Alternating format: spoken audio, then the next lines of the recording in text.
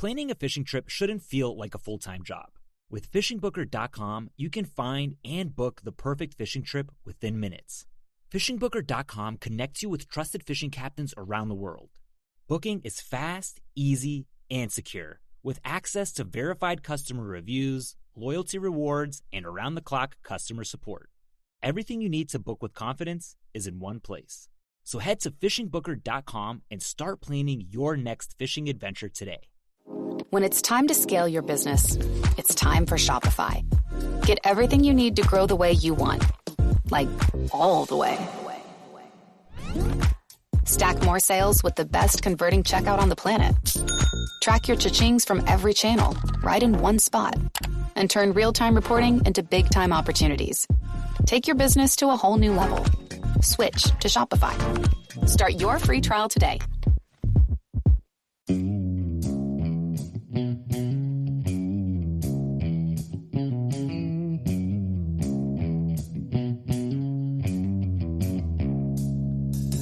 All right, welcome back to the Survival and Basic Badass Podcast, Kevin and Chuck. Today we're going to talk Gray Man versus being a hard target. One of our listeners you've heard us mention a few times, Hamish, out in Australia. He's a big guy, over 6 foot. And he pointed out it might be tough for somebody when you're twice the size of your community to blend in and disappear. Sometimes you have to go the other way and make it so that people aren't going to choose you to be the victim of their plan. He looks prepared. I'm going to go take his shit. Well, he looks prepared, but he could crush me with his hands. Mm-hmm. So that's kind of a thing. So with that, Gray Man versus hard target. So, Kevin, tell us what you're thinking about Gray Man. What is the Gray Man? What does that mean? Yeah. Well, generally, Gray Man, what they refer to when they talk about a Gray Man, they're talking about blending in, not being noticed, not being seen, or being seen but in a place that you're expected to be seen. You know, somebody that doesn't stick out as somebody you want to notice. You know, when I go to the like into a gas station or something, I do a quick look around and see who's in there. And there are people that I take note of, and there are people that I basically just disregard, you know? I don't worry about that 4-foot Asian woman. No. And I don't even pay attention to her, you know? But you knew there was a 4-foot Asian there. But if I see a guy with, with face tattoos and stuff like that, I'm going to make note the that big he's... teardrop tattoo, that might be a subtle hint. I'm going to make note that he's over there buying 40s, you know? Maybe the guy with the ZZ Top beard. Right. You know, you make note of things like that. Let's go through some of these guys here. All right. Your brain kind of recognizes things that are important. You know, things like human shape, bright colors, fast movement, bright lights, things like that. The guy wearing the suit at the kids' soccer game. Right. Things that stand out like that. Now, you probably wouldn't notice the guy wearing the camouflage hunting jacket in Walmart in a small town. Mm-hmm. That might not seem abnormal to you. Yeah, I think it's a little bit abnormal every once in a while, but most people, I think, don't notice. I think it's typical in small towns. Yep. But I think the guy wearing a hunting jacket walking through Times Square, I might notice. Right. That might stand out.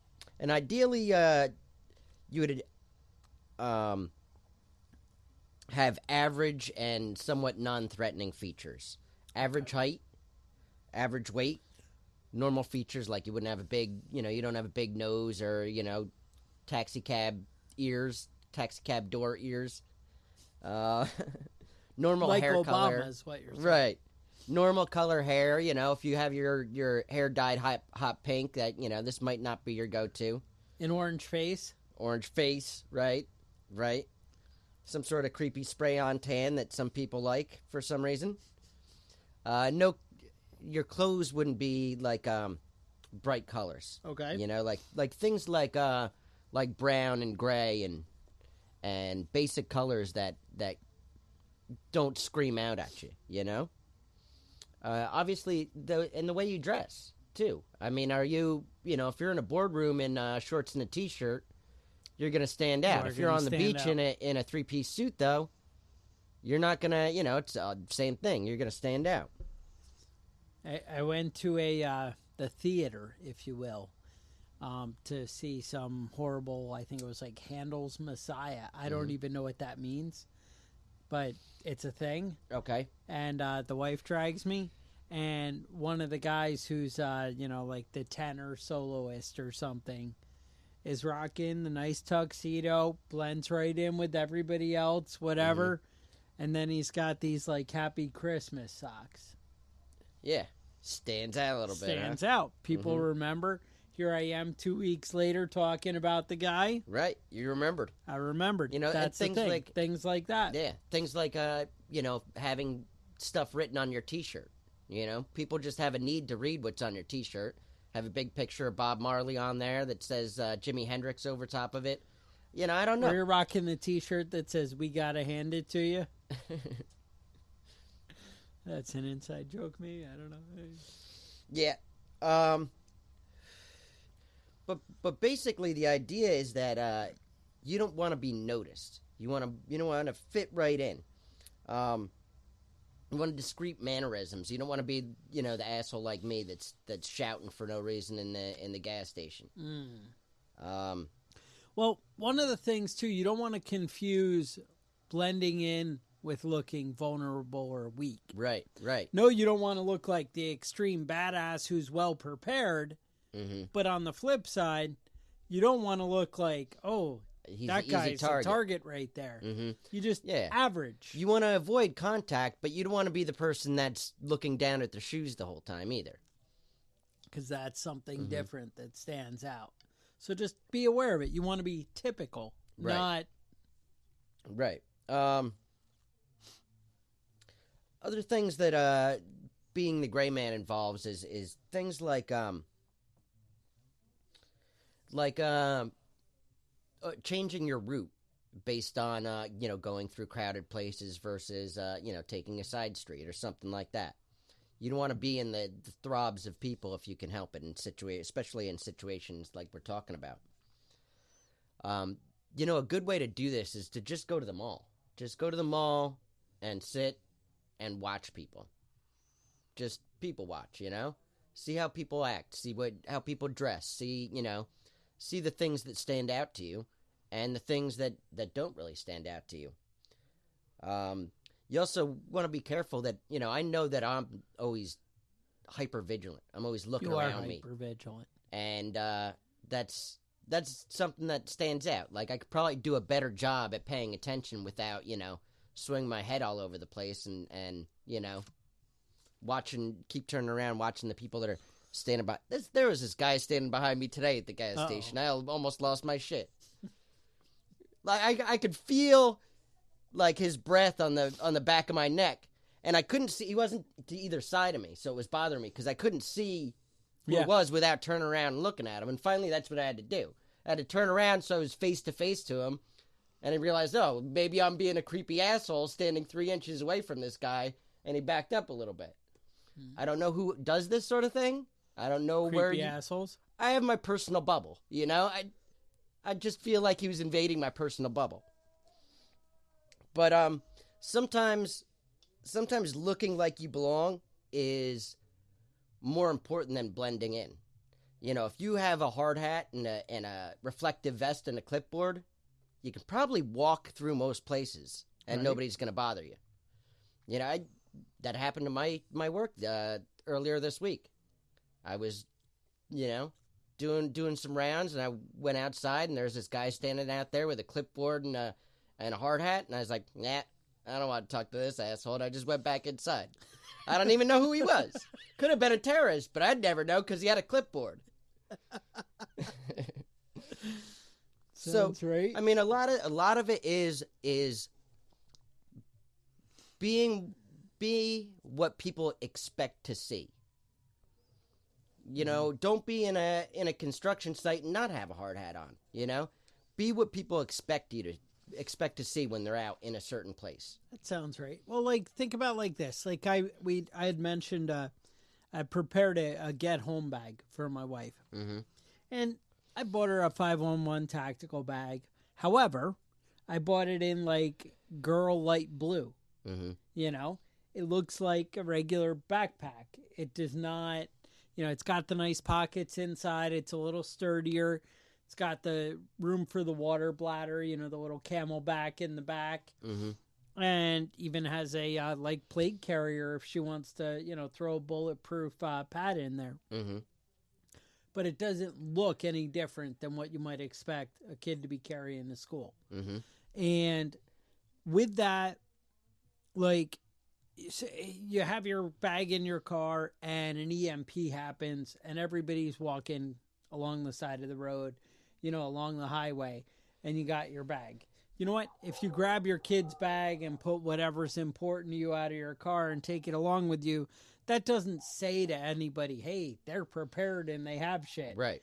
But if you grab a big freaking Alice pack or, you know, your, you know, Army, whatever, go bag that's camouflage and whatever, and, you know, if you look like Soldier Boy, then you're going to stand out. You know, she's not trying to hide in the woods with it. She's trying to blend in. Right. And that's the thing. And, you know, carrying your stuff, yeah, it's cool. You might have water and stuff. And that's the thing. Like, even just your conversations as a gray man, you know, one, you're trying to avoid conversation. I understand that's the point. But people come up to you, hey, you know, none of the cars work and all the lights just went out in the city around us. What do you think's going on? Well, you're listening to this podcast, you're probably like, it's an EMP, something, or solar flare, you know? But if you're anybody else, you're like, oh, and that's how you should be with those people. Oh, I don't know. But, man, I just want to get home because, yeah, this is concerning. And you want to kind of be as out of sorts as other people. If you think you can really help them with something, you know, you see the little wife, you know, you're like, hey, you should get home quick. You know, things, you know, could get ugly around here. But you don't want to be the guy who has all the answers and seems prepared for something like this. Right. Because all of a sudden you seem prepared. One, I'm going to remember you. You're going to stand out. I'm going to take notice. I'm going to want to question you more and ask for more information. And two, I might think you have some supplies and are a little bit prepared, or at least have the knowledge that could save me. And I'm going to start to be a thorn in your side. And that's what you want to try and avoid when you're gray man. Right, right. And, you know, don't be rude in conversations, but don't let people be pushy with you either. Rude gets you remembered. Right, right. But, you know, also sometimes people in situations like that, you know, there are predators out there. And they are looking for a weak link. And if they do pick you out, then you don't want to be somebody that looks like an easy target once they start approaching you. Yes. All right, so that goes over to the hard target here. Was there something else you wanted to mention there? Well, I was going to point out, I mean, when I think hard target, here's the thing. When you're as beautiful, like strikingly beautiful, like me and Kevin here, it's hard to be a gray man. It is. I mean, you know, people look and they go, damn, that guy's handsome. They're going to take notice. And I mean, I can't hide my rugged good looks. Yeah, no, I mean, it stands out. I mean, what am I going to do? You know, I mean, I tried to grow to the beard and make it a little more subtle. But, I mean, beauty's beauty, and people are going to remember that. That's right. That's right. So, I'm just saying. Don't be gorgeous. If you're gorgeous, it's a hard life. You may want to look more into the hard target angle. That's all I'm saying. So, go on. All right. Well, being a hard target is really about accessibility. How accessible are you to people that want to do you harm? How difficult is it going to be? You know, really, the truth is anybody could kill anybody if they're determined to do it. Except maybe the president, you know? But, I mean, just sit outside somebody's house with a gun and wait for him to come out. It's not that hard. The hard part is getting away with murdering somebody. Oh, That's getting not easy. away with it is a whole Right. other story. But that doesn't help the person that got murdered. So being a hard target is really trying to limit access to you and deter people from wanting to bother with you. And that's the kind of thing that heads of states do. Mm-hmm. They limit access. They surround themselves with people who are there to be barriers and set up, and that's kind of what, you need to do as a hard target is set up barriers to people hurting you. That's right. Some ways you can do that basically just to get started are, being off grid, avoiding public places, and being aware of your surroundings when you're out. I know that we talk about that and we harp on that, but it's an important thing, and that goes for both gray man and hard target type of scenario. Think of like a lion and a gazelle, right? So the lion looks like a big scary predator, and the gazelle looks like an easy target. The lion predators want to come at it. They want defenseless targets. Mm-hmm. They want something that looks easy. They want a sure thing. Traditionally, people who are like thug life kind of thing, they're lazy. Otherwise, they'd go get a job and whatever. They're looking for targets easy that look easy. They also don't want to look stupid. They also don't want to get stabbed. They don't want to get shot. Nobody wants to get shot or stabbed. And so that means if they're picking out a victim, they're going to say who looks least likely to be carrying a knife or carrying a gun or know, jujitsu and is going to throw me on my ass. Right. To go back to that gazelle thing, they say that healthy gazelles, when they see lions, they'll jump up and down and prance around. And it's because they're showing the lion how fast they are and how good they are, and that the lion should pick somebody else. It's one of those things. Being a hard target, you don't have to be a peacock. I mean, I try and peacock, but you don't have to be. No, you don't have to make it a point that people see you, but you shouldn't be hiding yourself in a sense. You shouldn't be trying to duck down behind things and avoid eye contact with everybody you encounter and things like that. Yeah. No, but you want to walk with purpose. Right. When you're alone, you don't want to appear weak. You don't want to, stand out, or when you're even, with a group, you don't want to look like a victim. Mm-hmm. Are you aware? Is your face like staring at your cell phone? Or you're reading and updating your Facebook while you're walking down the street? You're lucky if you don't walk into a pole, let alone notice the predator coming up on you, even if you have a gun, if your phone's stuck in your freaking, cell phone. Right. Now, speaking of guns, so one, if you have a concealed carry, you should be carrying it. Think about, I know I've mentioned, and it's true, is think about when you're sitting on your couch the other night, sitting there watching Malcolm in the Middle or whatever. I don't know what kids are watching these days. But we're sitting there watching TV, and I look up, and I see my door handle kind of go down, and like you're testing it to see if it's unlocked or not, and then go back up. Now, at that moment, when you're sitting there watching TV with the wife and kids, where's your gun? Is it on your waistband? Is it in your coat right next to you on the table? Maybe you have one of those bookshelves that flip down and it's right there. Is it sitting on the coffee table? Or is it in the other room? Is it in your safe? Is it loaded? These things, how accessible is it? If all of a sudden your front door flies open, yeah, are you ready for that? Are you ready for that? Well, that's what a hard target is one, I mean, even if your door was locked, turns out there are people that can pick locks. Different things like that. You need to, how long is it going to take you to get that gun in your hand? And start thinking about it. Because, you only get one shot at being prepared. Somebody kicks in your door, it's too late. Yeah. You either have your gun in your hand or you don't.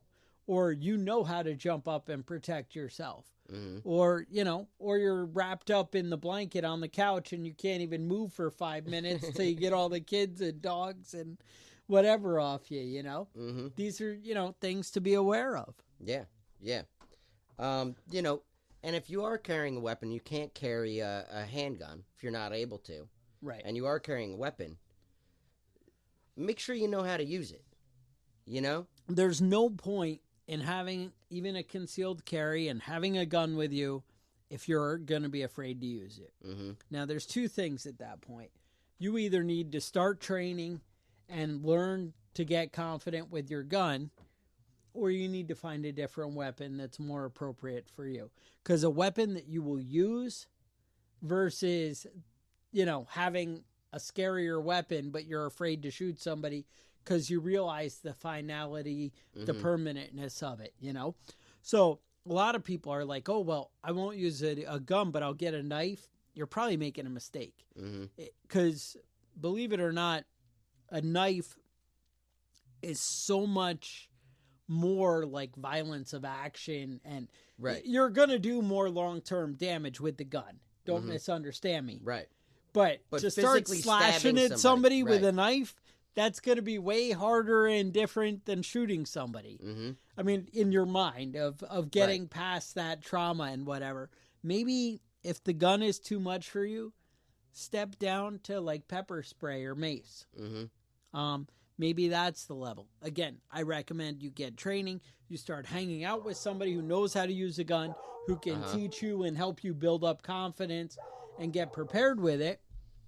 But just the same, until you're at that level, something that you are confident with and you will use. And if you have pepper spray or mace, buy the extra one and try and use it.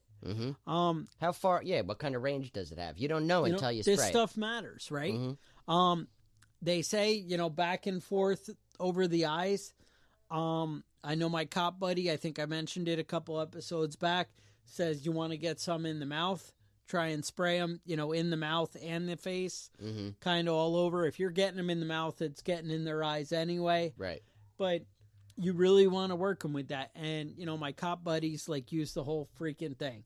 It says, 25 uses or something on it. Yeah, use He's all 25. Just keep going until they stop moving, and it's, you go with it. But that's it. It's the confidence and the being able to step up.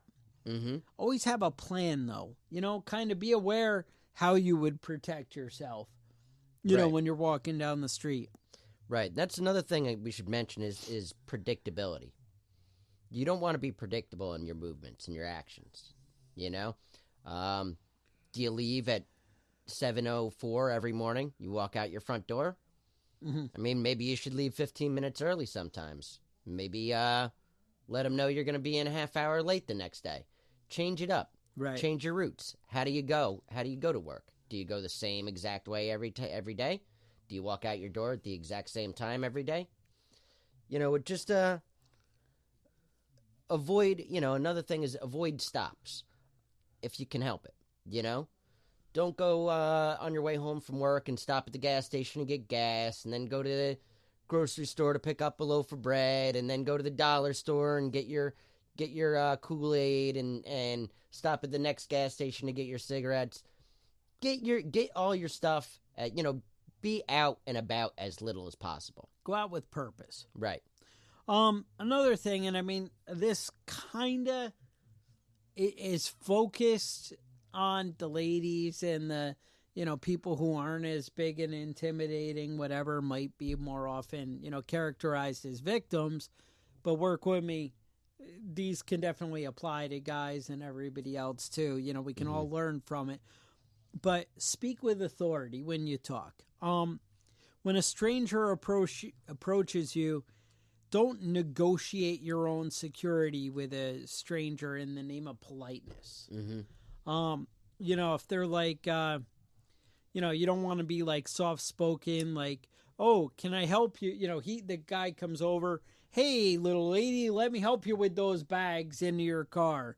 Don't be like, well, maybe, okay. I think I've got it. Sorry, I think I've got it. I actually had written down. you need to be firm and say no.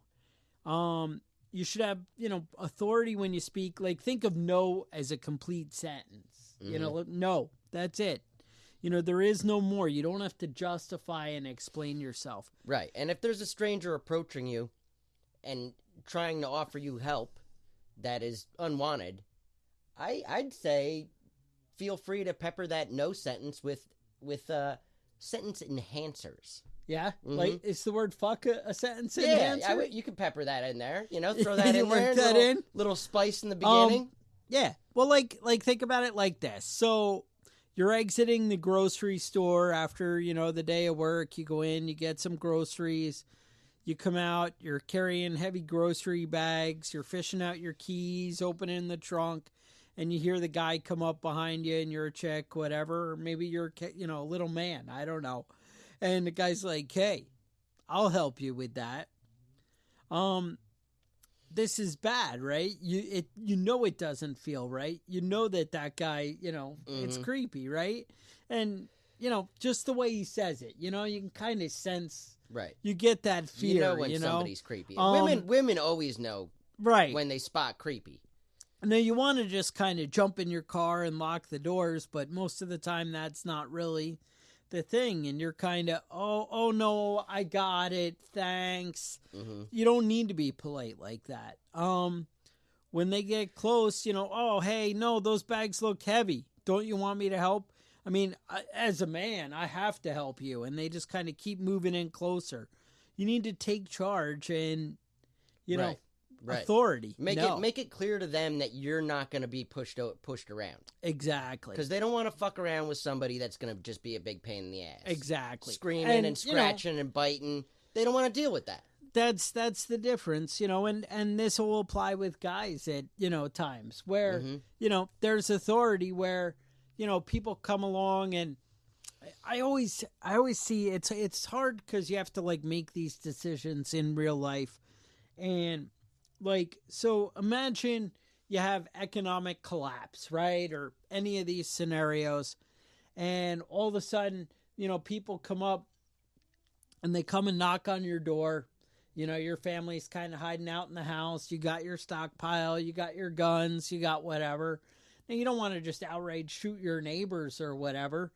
But somebody comes up. Not everybody wants to shoot their neighbors. And knocks on your door and is like, oh, we're just looking to see if everybody has what they need. And, if they maybe have some stuff they can contribute to help out some of those others that don't. You don't have to be the little woman to be intimidated by this, Yeah, I think I get in trouble when I say the little woman. Is that wrong?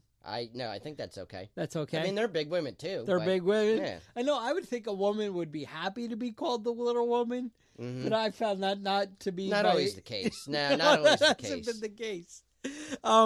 But that's the thing. So, as a guy, you're intimidated, by something like this, and you got to decide how you're going to take action because they're going to be scoping out what do you have. And I'm not saying even if you let them in, whatever. I'm just saying you crack open the front door. They're kind of peering around. They're sizing you up. They're seeing your confidence. They're seeing how prepared and alert you are. This is the kind of thing. This is when they're making the decision of, I'm coming back here. I'm going to take everything this guy has and kill him. I mean, you need to decide, is this somebody that I'm just going to freaking shoot and deal with right now? 2 days into the apocalypse, probably not. But 5 days in, things start getting a little sketchy. And the thing is, you might even be regretting that you didn't kill him on day 2. Right. And this shit will come back and bite you in the ass. These are the hard decisions. But that's part of being that hard target is, you know what? If you come out strong, even if you're not the guy who's going to, shoot him right then, maybe if you come out and you're like, hey, look, motherfucker, you get off my property. And if I even see you step 1 foot on my property again, right. I'm going to be shooting lead up your ass. And you take it even one further of, hey, brother, I'm going to bend you over on that fence out there and have you squealing like a pig. Right. Then, he's going to think a little bit, more than the guy who's like, oh, well, we don't have anything here and you need to move along.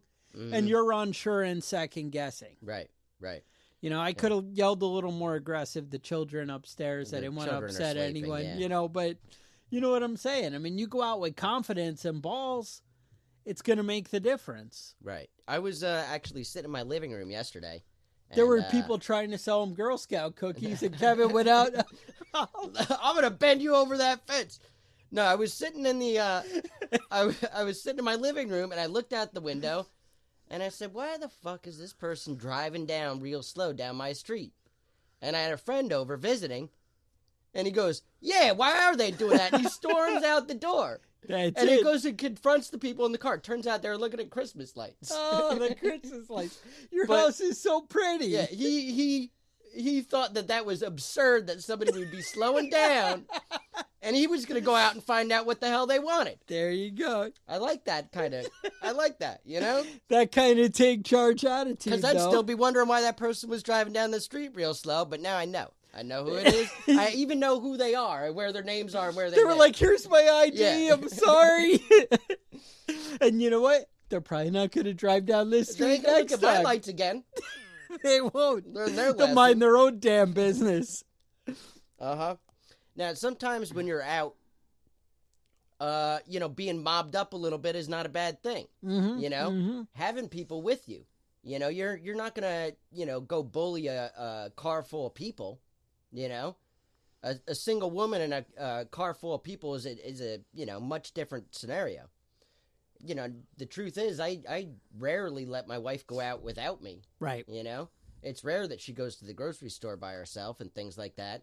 And not to say that she's not competent to Right, go out capable and take care of that. herself. I just, I feel But better why if I'm put her at risk right. Exactly. when she doesn't need to be? Mm-hmm. And that's the thing. But the bottom line, whether you're the 100-pound girl with the groceries, or whether you're the 180-pound man answering the door, either one, you need to make it clear that there's no negotiations, that what you say is what it is, and that you're in control of the situation. Mm-hmm. And that's how you need to lay it down and frame things when you're a hard target.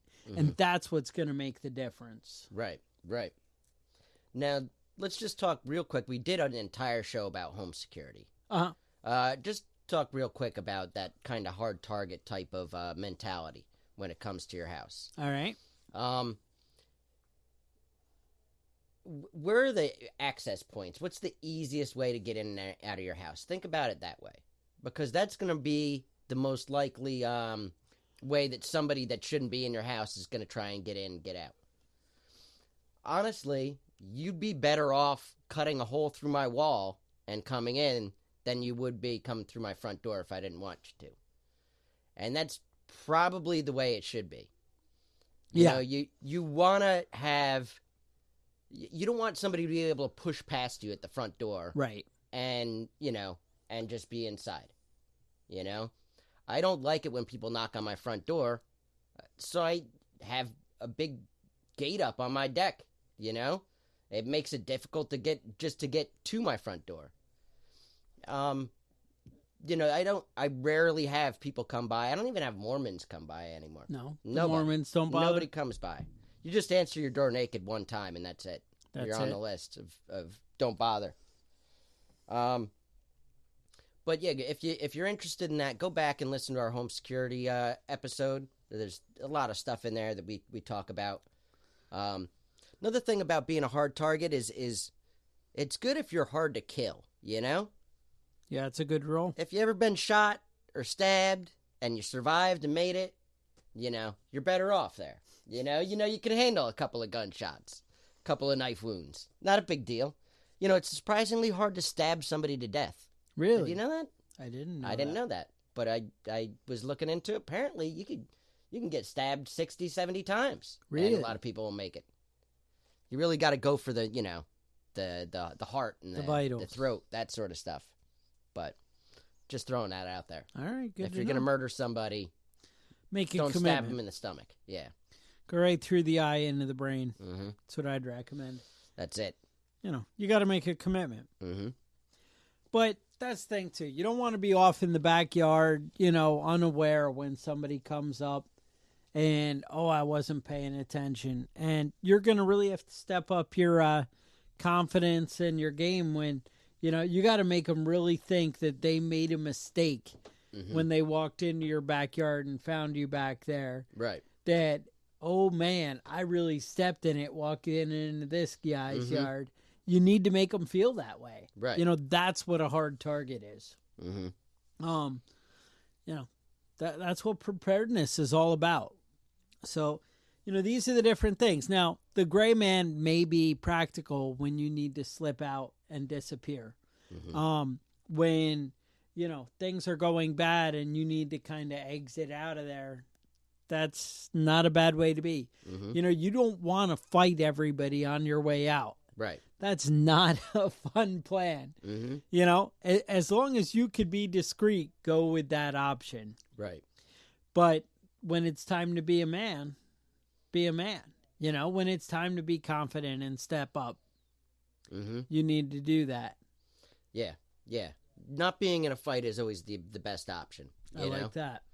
Even if you win the fight, having a black eye isn't fun, or getting that extra stab wound in your gut. Yeah. Not really cool. I mean, it's something fun to mention at parties. So, yeah, I remember that one time I got stabbed. But, no, not so much. Yeah, it's not a lot of fun, honestly. Not a lot of fun. Yeah. All right, so, you got anything else for this episode? I don't have a lot going on. That's what I got on Gray Man and Hard Target. Okay. I did step up my man card and go out buy a nice compound bow today. Oh, nice. Nice. The wife decided that she was like, oh, you took our daughter out, bought her that fancy bow. You were so excited about it. I thought for Christmas I would just give you a big stack of cash. Okay. And send you to the bow store. All right. So, nice. So now I'm a little bit more of a man. Now, they want to put it all together and set it up and all this. The wife and kids? No, the store. The people at the store. So I don't even know. They're gonna make magic happen, and then I'm gonna go back and see if we can shoot a bow. All right. Now it was a little bit embarrassing because I don't know. I'm shooting a bow without any sight or anything on it, and I'm trying to hit targets, and it was a little rough. But they were like, just get the feel of the bow. And I'm like, yeah, but I can't see what I'm doing, and I'm kind of an idiot, and, whatever. But we'll grow into it. Now we did get an email a couple weeks back. Tell me. Oh. That wanting us to do a show on archery. Oh. So you might have to do some practice here. And Some you can give us practice. some pointers in a couple weeks. Now, what I did do, though, after I left, I went home and grabbed the kid's bow and started shooting a bit. Step up my game. Well, so when I go back to sight it up, she's got the expensive She's got fancy bow. a serious compound bow. She's pretty good with it, too. I'm maybe not your size. I'm normally working with a recurve, and now I'm stepping it up, and, we're back in the... back in the man zone, huh? We'll see. All right. If you want to email us, you can email us at preppingbadass@gmail.com. Love to get your emails. You'll probably get a reply within... That's the thing. We may take 4 or 5 days. 4 or 5 days. Sometimes we see it. Me and Kevin want to discuss it first. We want to talk about different things like, I want to say that. And, we don't want to give you the quick bullshit. Oh, yeah, that's a great idea. Yeah, thanks for the email. Bye. No, we want to get back to you with honest feedback and some answers. So it takes us a couple days sometimes to come up with a logical response. It's one thing to be, I'm out at the grocery store and I see there's an email about something. Right. But, we try and actually give it a little bit of thought when we answer you guys. So bear with us. So be a little patient, but we haven't forgotten about you. With that, stay safe, and we will talk to you guys next week. The Survival and Basic Badass Podcast is a proud member of the Self-Defense Radio Network.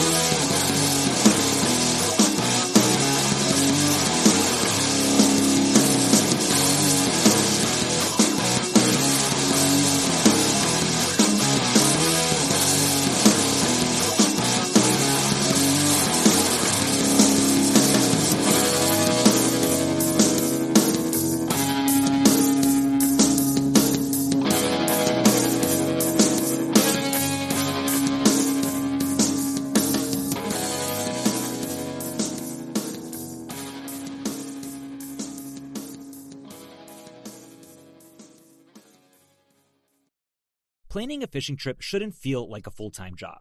With FishingBooker.com, you can find and book the perfect fishing trip within minutes. FishingBooker.com connects you with trusted fishing captains around the world. Booking is fast, easy, and secure, with access to verified customer reviews, loyalty rewards, and around-the-clock customer support. Everything you need to book with confidence is in one place. So head to FishingBooker.com and start planning your next fishing adventure today.